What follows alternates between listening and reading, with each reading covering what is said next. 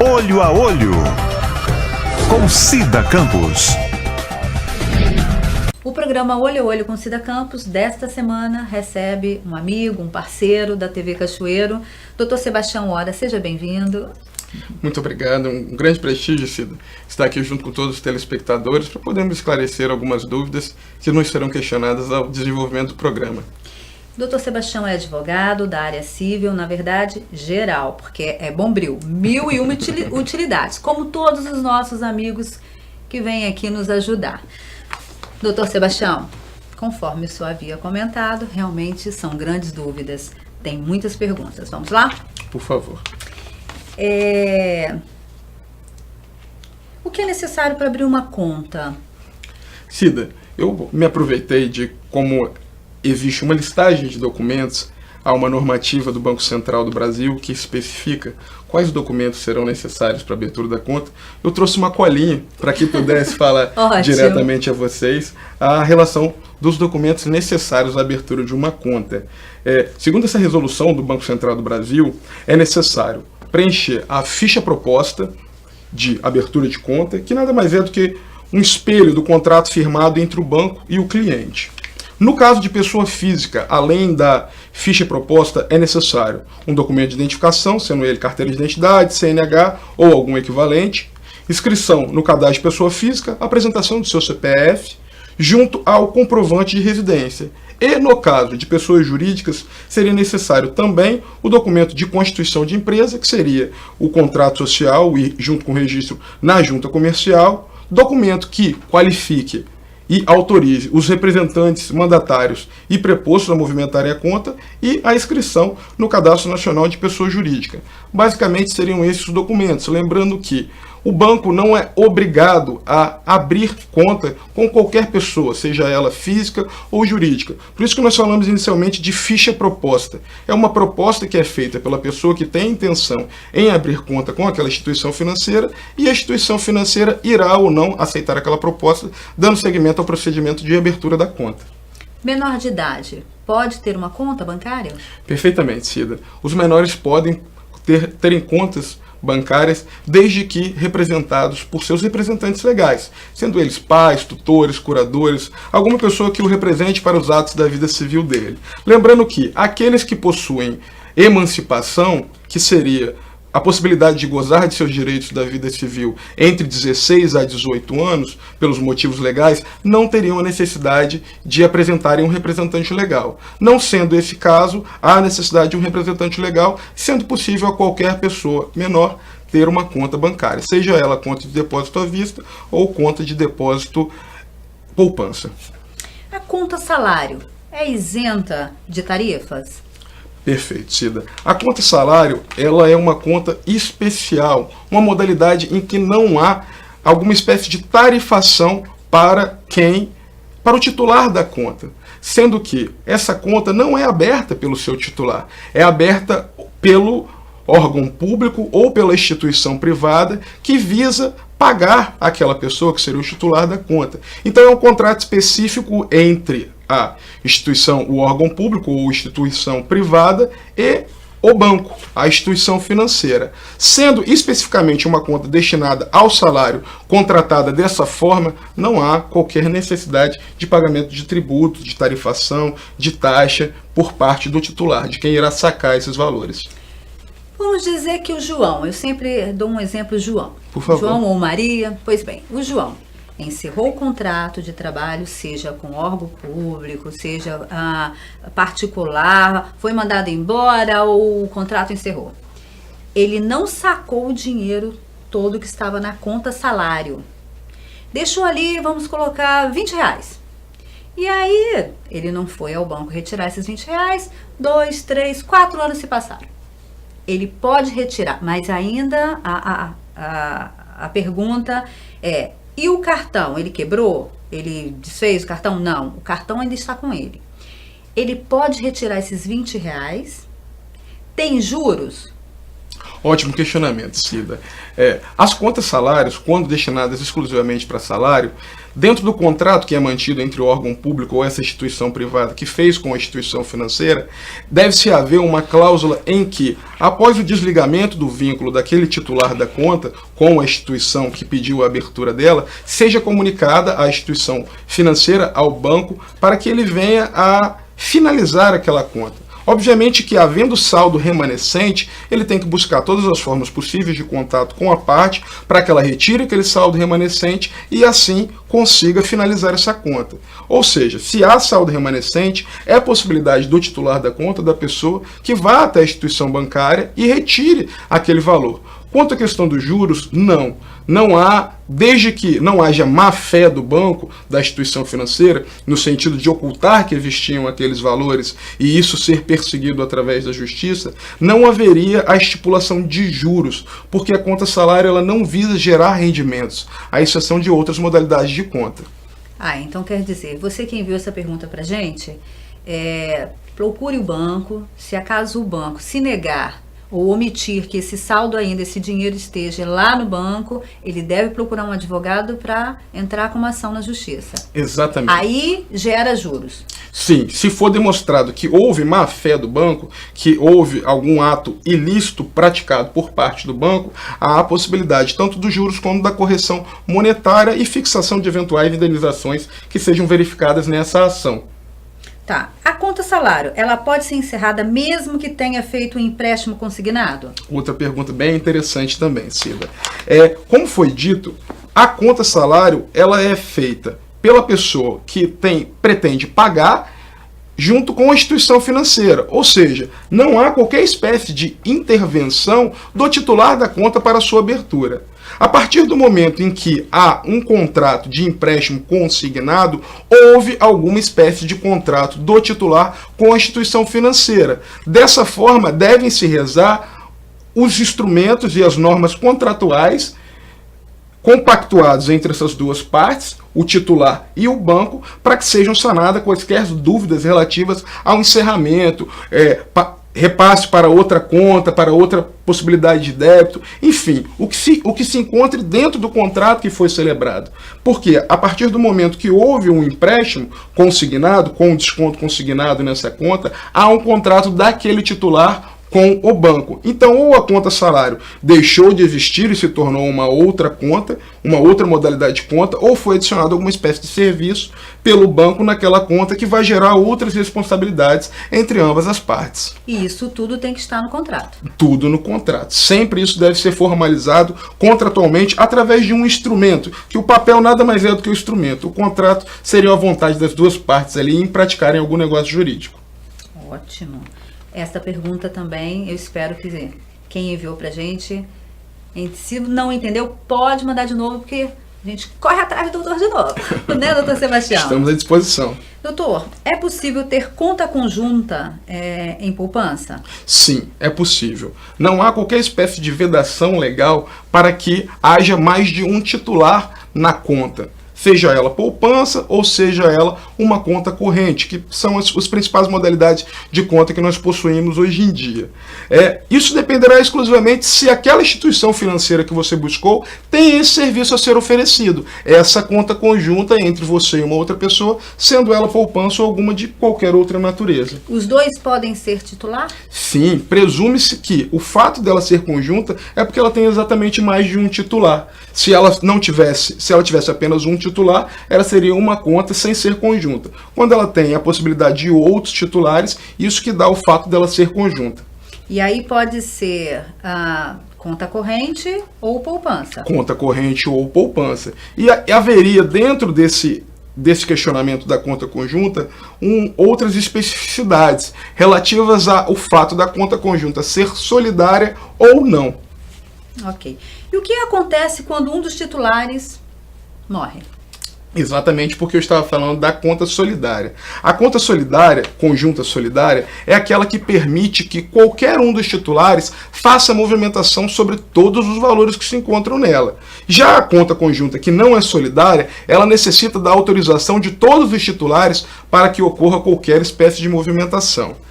Após o óbito dessa pessoa, sendo ela solidária, haveria a possibilidade do outro titular movimentar todos os valores que ela se encontra, ainda que deve ser lembrado que, após uma pessoa falecer, no nosso ordenamento jurídico, nasce o direito de seus herdeiros receberem o que ela deixou de herança, podendo ser que esses valores que se encontram na conta pertençam a ela e seriam herança desses outros demais herdeiros que se encontram vivos. Nós vamos para o intervalo e voltamos já já. Não saiam daí. Olho a Olho, com Cida Campos. Doutor Sebastião, então quer dizer que faleceu um dos dois, os herdeiros têm direitos também, mas vamos dizer que tipo de herdeiros? Filho, filha, netos, como funciona? No direito, Cida, nós temos uma listagem que é conhecida como vocação hereditária. A vocação hereditária, ela diz respeito à linha sucessória, ou seja, quem deveria receber a herança que é devida, na verdade não devida, que nasce após o óbito de qualquer pessoa que tenha deixado alguma espécie de valor, patrimônio, de forma geral. Normalmente, a vocação hereditária, ela desce na linha de sucessão. Como assim descer? Quando falamos sobre descer, falamos em direção aos filhos, não é? Então, uma parte seria devida ao companheiro, que se permaneceu vivo, e outra parte aos filhos. E entramos em algumas regras bem complexas, caso não seja natural que possua filhos ou um companheiro vivo, podendo chegar até a tios, parentes mais afastados daquela pessoa. Então é sempre interessante no direito prudência, ou seja, havendo o falecimento de uma pessoa que você possuía solidariedade numa conta conjunta com ela, é de interesse que você consiga entender o que compõe, qual o valor que compõe aquela conta conjunta. Se essa valoração for devida a algum herdeiro, é de interesse que você busque uma autorização judicial para que consiga fazer aquela movimentação sem que venha a estar cometendo qualquer espécie de ato ilícito. Então é bem delicado, né? Sempre bem delicado. Sempre quando falamos de direito, Cida, temos que ter o máximo cuidado possível. E fica sempre a advertência passada a todos. Havendo qualquer espécie de dúvida, procure seu advogado de confiança. Ele será a pessoa mais indicada a esclarecer todas as suas dúvidas e necessidades e dar seguimento aos procedimentos legais obrigatórios. Doutor Sebastião, eu posso abrir uma conta pela internet? Sim. A partir do ano passado, em 2016, o Banco Central autorizou a abertura de contas pela internet. Contudo, não é uma obrigação que todas as instituições financeiras tenham essa possibilidade e permitam que seus futuros clientes ou eventuais clientes consigam fazer essa abertura diretamente pela internet. Porém, já existem bancos que fornecem essa possibilidade ao consumidor, que busque através do site, da internet, de algum portal, fazer diretamente a abertura dessa conta. E eu posso encerrar, seja a conta corrente ou poupança, pela internet? Excelente. Naturalmente, se essa conta foi aberta pela internet, haveria essa possibilidade em forma recíproca que ela também fosse fechada pela internet. Caso essa conta tenha sido aberta de forma física, o que é o padrão que nós temos hoje em dia, praticamente todas as instituições financeiras exigem que as contas sejam abertas fisicamente para que sejam verificadas eventuais falhas, eventuais exercícios de má-fé de pessoas que estão buscando serem encontradas de direito, utilizarem de crédito falso, utilizarem o nome de outras pessoas para a abertura da conta. É exigido habitualmente que seja aberta a conta dentro de uma agência física. Contudo, os bancos que permitem que essa abertura seja feita pela internet também devem permitir que seu fechamento seja assim feito. Ótimo aí, ó. Você que encaminhou essa pergunta pra gente, é possível. Aposentado. O Pedro é aposentado e ele não tem uma conta no banco. Ele só vai lá, esse cartão é só para sacar. Se ele deixar ali uma quantia, seja de 10, 15, 100 reais, uma quantia.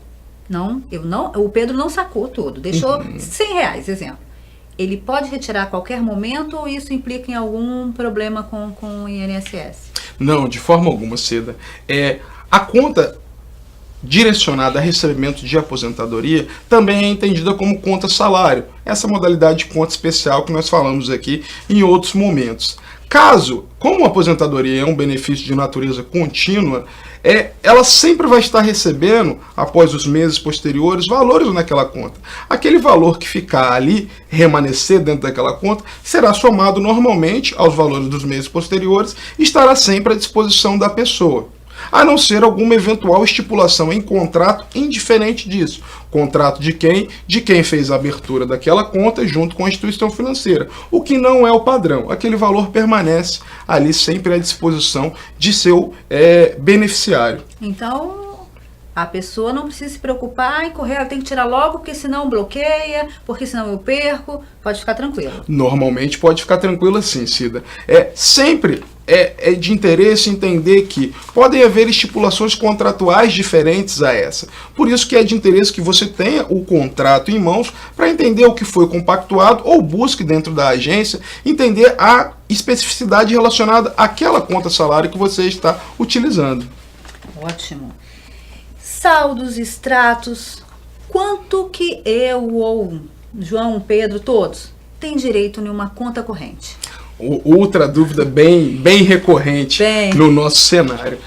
Atualmente, nós temos o Banco Central do Brasil como um agente regulador, um coordenador do Sistema Nacional Financeiro.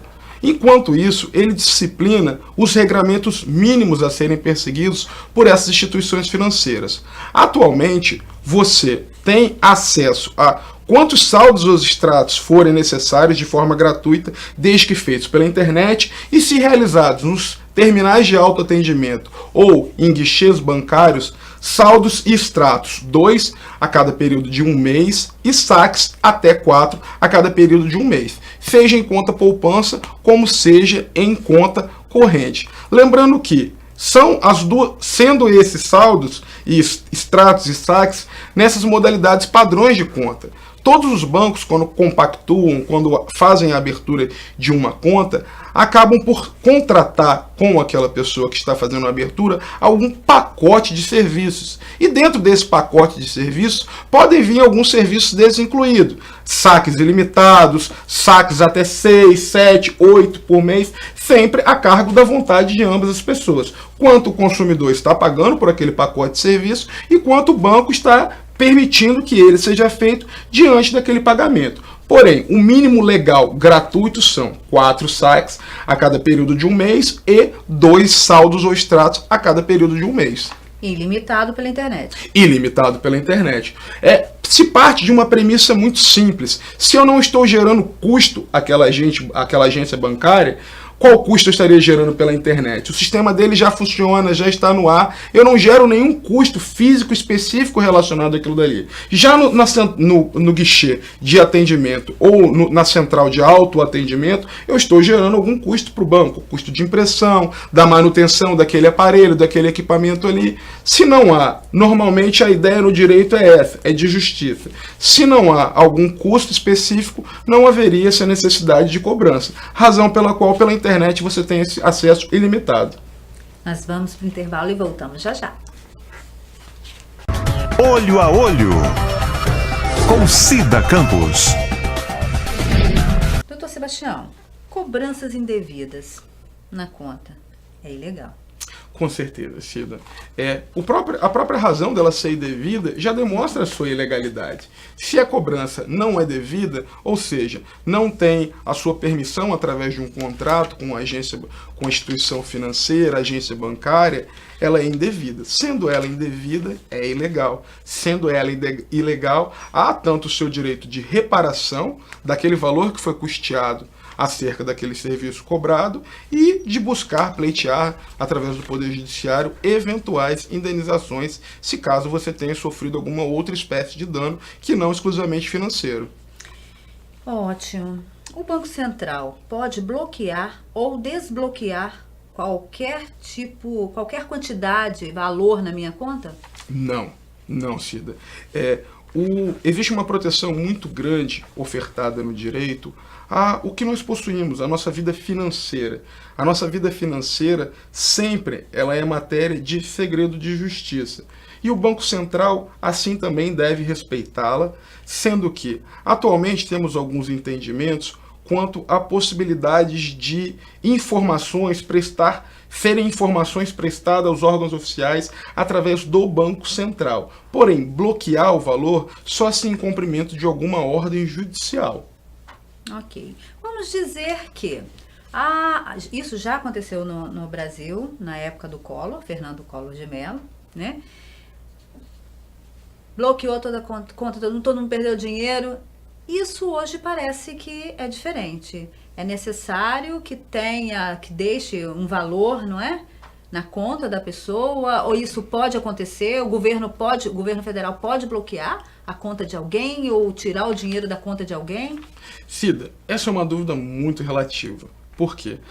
Nosso sistema jurídico ele é composto por diversas particularidades e possibilidades. Nós brincamos na nossa profissão que o papel aceita quase que qualquer coisa. A nossa Constituição da República nos oferece diversas proteções e dentre delas, essa possibilidade de vivermos de uma forma digna. É um princípio de ordem constitucional, a dignidade da pessoa humana. Talvez, em forma de um entendimento contrário a esse princípio, você não teria essa possibilidade de repetir aquela situação que ocorreu no governo passado, ainda que à luz da nossa Constituição. A Constituição atual é de 1988, ou seja, já era vigente naquele período.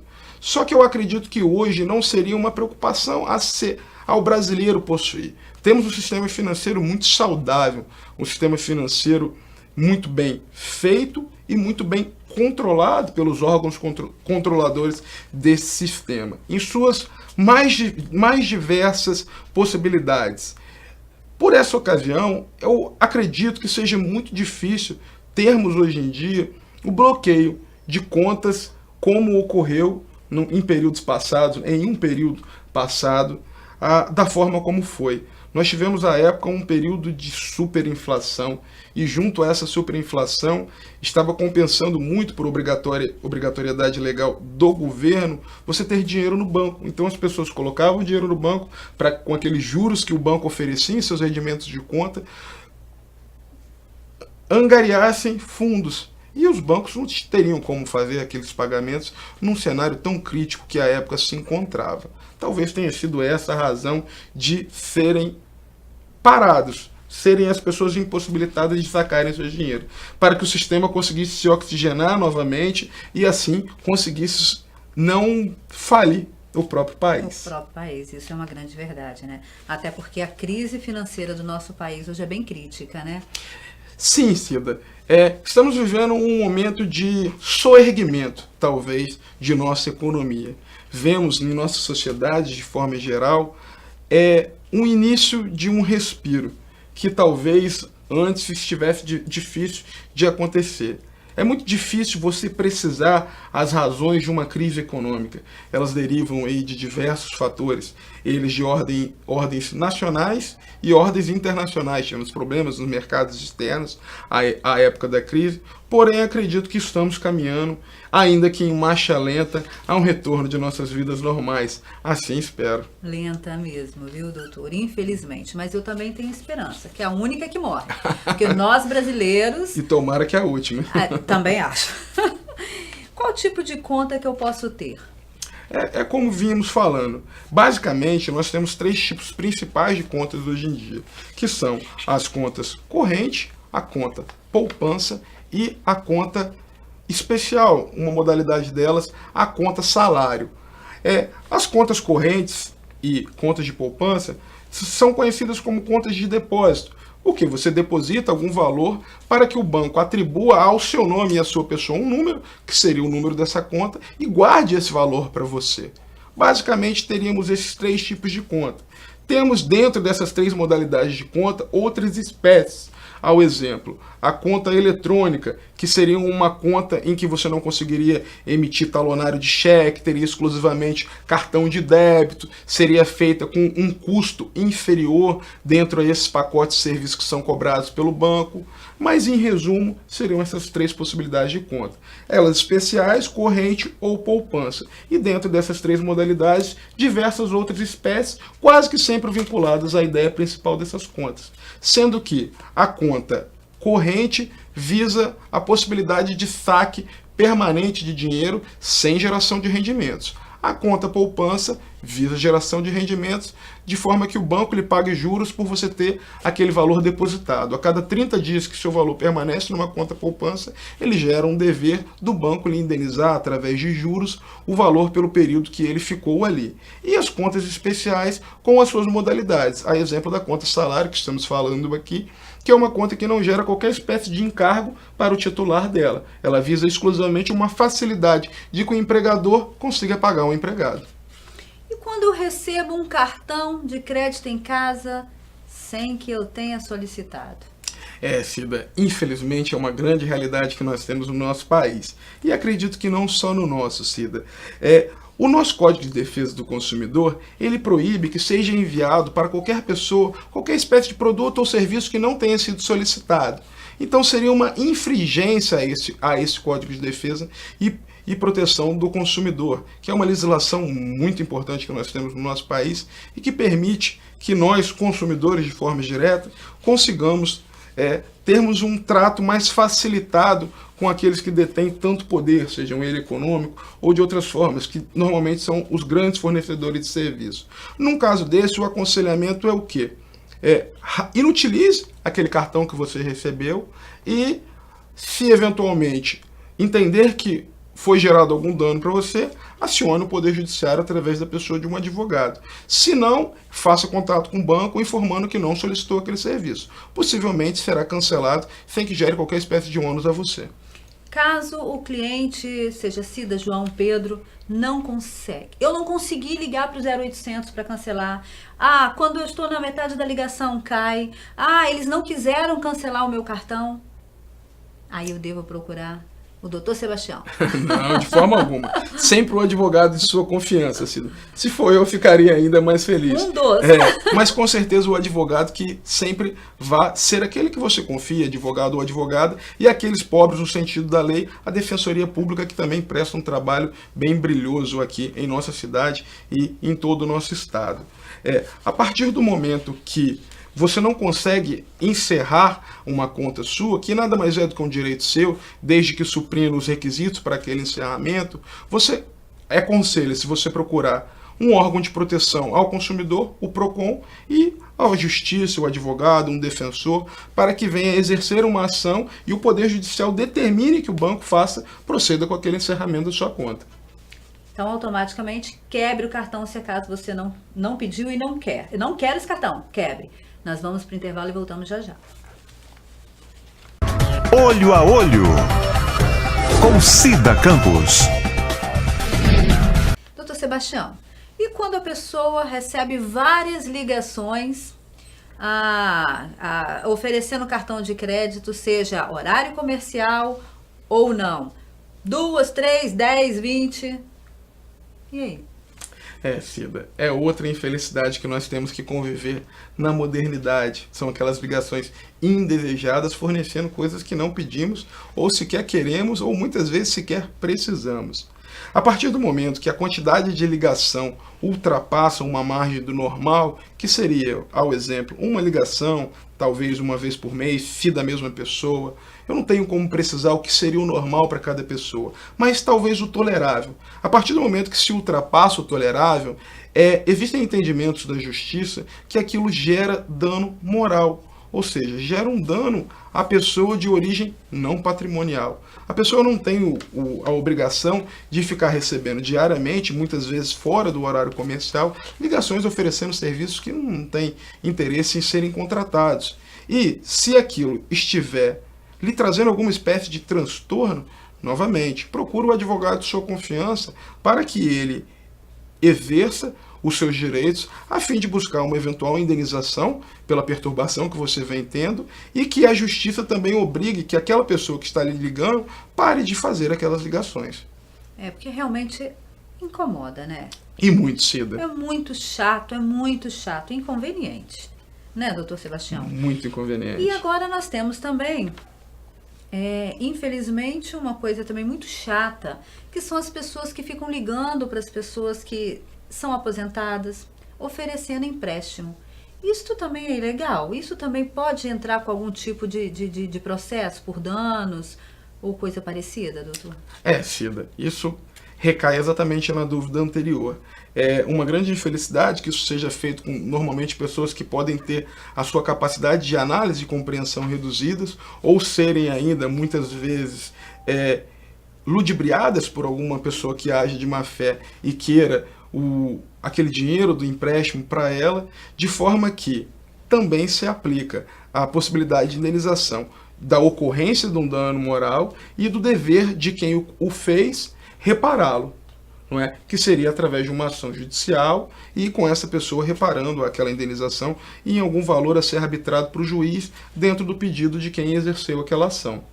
Doutor, existe também, às vezes, qualquer pessoa vai até o banco e tira um extrato. Deve conferir, olhar para ver se não tem nada indevido, cobrando alguma coisa indevida ali. Então, o conselho que o senhor deixa, prestar mais atenção, ter mais cautela e conferir sempre suas contas, né, doutor? Cida, temos um grande problema na sociedade de forma geral.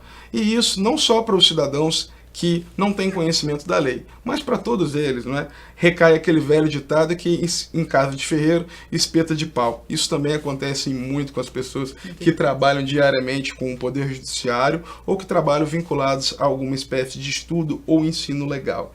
É sempre interessante que a gente tenha a compreensão que tudo que nós fazemos em nossa vida tem relevos de forma jurídica. Todos os fatos da vida podem se tornar fatos jurídicos.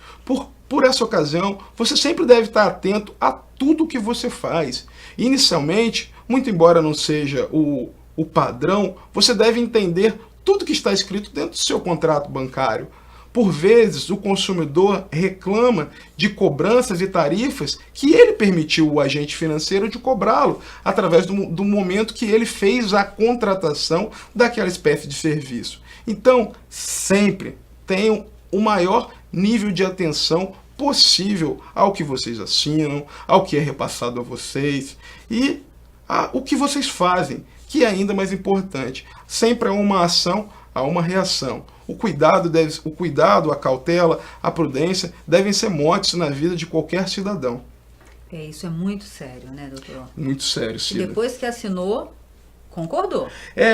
Nós temos, felizmente, por proteção do Código de Defesa do Consumidor, algumas cláusulas que elas podem ser reputadas como nulas, desde que elas ofendam aquela justiça que deve haver entre o fornecedor de serviço ou de produtos com o consumidor de serviços ou de produto. Mas para isso, você teria que movimentar o aparato judicial para que o Poder Judicial entendesse se aquelas cláusulas são ou não nulas, havendo a possibilidade que não sejam assim declaradas. Portanto, é sempre interessante que você entenda o que você está fazendo. Busque que aquilo seja explicado. Os funcionários que ali estão têm a obrigação de cientificar sobre tudo que tem dentro do contrato. Quem está ali o intermediário, o preposto daquele agente financeiro ou da pessoa que você venha contratar, ele é obrigado a ter domínio sobre o que ele está lhe vendendo e lhe explicar sobre aquilo. Na dúvida, não o faça, não o assine, procure alguém que possa lhe instruir, seu advogado de confiança,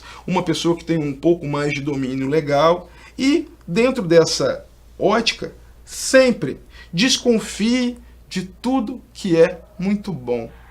A gente acredita que quanto mais vive, mais aprende que na vida nada é fácil. Isso é verdade. E tudo que é fácil demais, tem um trem errado ali, né? Com certeza. Meu pai diz isso sempre. Para nós encerrarmos, vou lhe fazer uma última pergunta. Cheque. Vamos dizer que o Pedro repassou um cheque para o doutor Sebastião. E esse cheque estava sem fundo. Várias vezes o Pedro tentou receber o doutor Sebastião e nada. Esse cheque acabou prescrevendo. 5 anos. Realmente prescreve? A dívida acaba? Não, Cida. Na verdade, o período de prescrição do cheque, não em si do cheque, mas da força executiva dele, é um pouco menor a 5 anos. Seriam de 7 meses na mesma praça e 8 meses numa praça, se aquele cheque foi emitido numa praça diferente. Ultrapassado esse período, você tem a possibilidade de cobrar judicialmente aquele cheque através de uma outra ação, sendo uma ação de cobrança até esse período de 2 a 5 anos, e ultrapassando esse período de 5 anos, você teria algumas outras teses jurídicas para discutir aquela cobrança. A grande confusão que nós temos quanto a questões de cobrança são o tempo máximo de inclusão do nome das pessoas nos cadastros de negativação, que seriam esses cadastros de restrição ao crédito, SPC, Serasa, acredito que sejam esses os principais hoje em dia. Toda inscrição em um cadastro dessa natureza possui um período máximo que ela ali permaneça, que seriam esses 5 anos. Agora, fora isso, a dívida permanece existente desde que você encontre uma tese jurídica que justifique o dever daquela pessoa lhe pagar aquele crédito que ela lhe deve. Mas acontece tudo isso, mas ainda o cliente acaba continua pegando o talão de cheque no banco. O banco está errado? Cida, hoje nós temos uma obrigação de todas as instituições financeiras que, sendo retornado algum chefe por ausência de fundos, é feita uma inclusão no CCF, que é o Cadastro de Emitentes de Cheques Sem Fundos, um cadastro mantido pelo Banco Central. As pessoas inseridas nesse cadastro não possuem direito de retirarem talonário de cheque. Muitas vezes, a pessoa que se utiliza dessas ordens de pagamento à vista, desses cheques, para que tente custear valores que não possuem suas contas, acabam se utilizando de terceiros ou de outras pessoas para conseguirem abrirem conta, terem aquele talonário de cheque e utilizarem para a prática de crimes. Crimes, realmente, né, doutor? Mas o programa, infelizmente, desta semana está acabando por aqui. Doutor Sebastião Hora, muito obrigado. A casa é nossa, esteja à vontade. Nós vamos ainda convidá-lo muitas vezes. Adorei sua presença aqui e é um prazer recebê-lo aqui no programa. A satisfação é toda minha, Cida. Tanto estar com você aqui, como estar com todos os demais telespectadores, que hoje espero tê-los auxiliado de alguma forma para a elucidação de suas dúvidas. O programa Olho a Olho com Cida Campos dessa semana fica por aqui. Até a semana que vem. Olho a Olho com Cida Campos.